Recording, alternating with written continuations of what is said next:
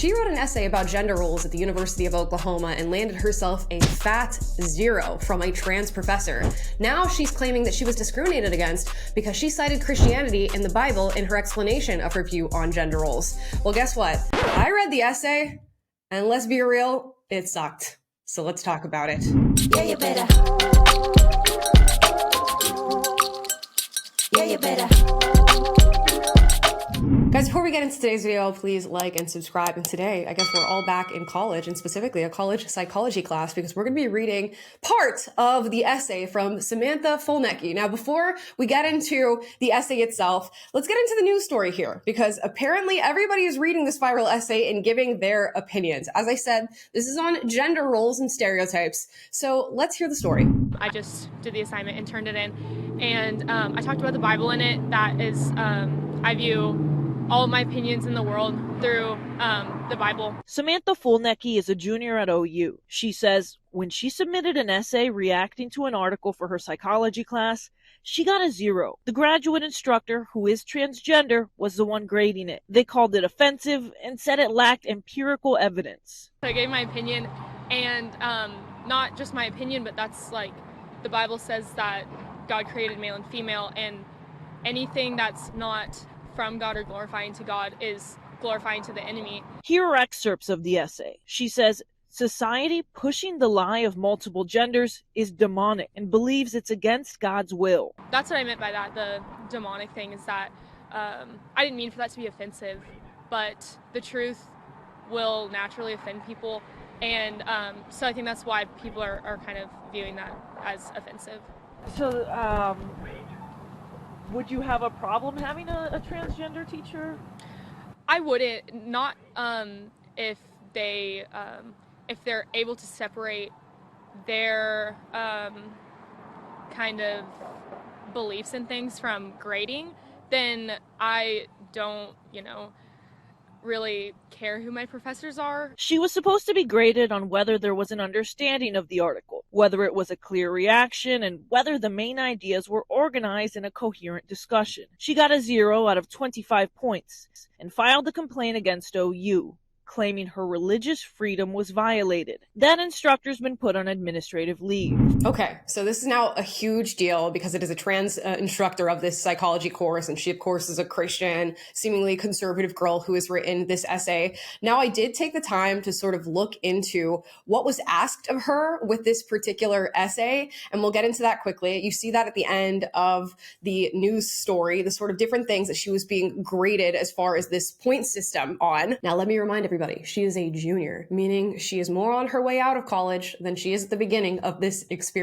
Now, the professor, I guess, gave a few options as to how you could approach this particular essay, which was a reaction to an article about, I presume, gender roles and gender stereotypes. Now, she was told she could discuss why you feel the topic is important and worthy of study. You could do an application of the study or results to your own experiences. You could do an application of the study or results to observations about other behaviors, linking the objectives or findings from the assigned article to other domains of development, a suggestion for further studies or experiments that might help researchers better understand the topic. You're sort of getting the view of what is being asked of her with this essay. And of course, you can go on to read more if you'd like. Maybe I'll link that down below. Now, we're going to get into what Samantha actually wrote. And I don't even think I need to read this entire essay to you for you to understand what I'm talking about and why she may have received a low grade. Now, did she deserve a 0? I don't think so. Did she deserve for the paper to be called offensive?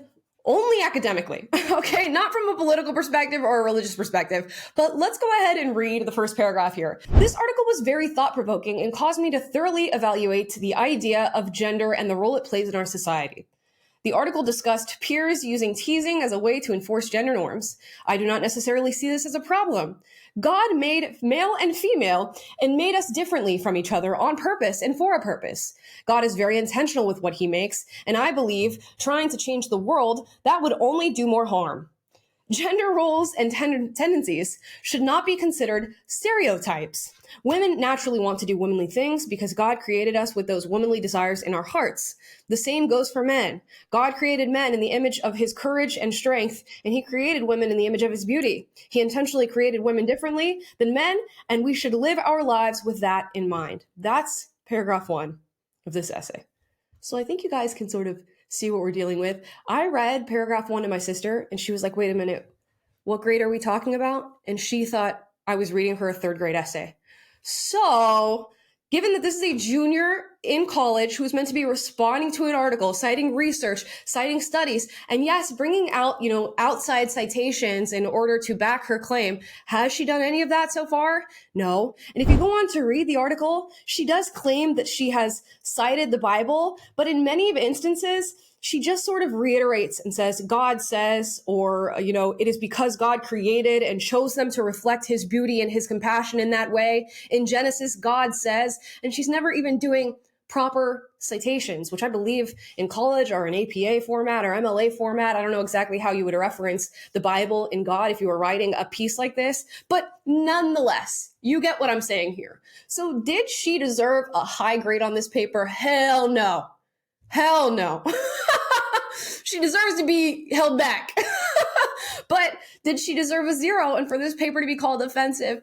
No, probably because the professor was not only academically offended by this paper, but also was offended by the meat on the bones here in what she's written. And I believe, as we heard in that news clip, she at one point calls a lot of the practices that probably this professor is engaging in demonic.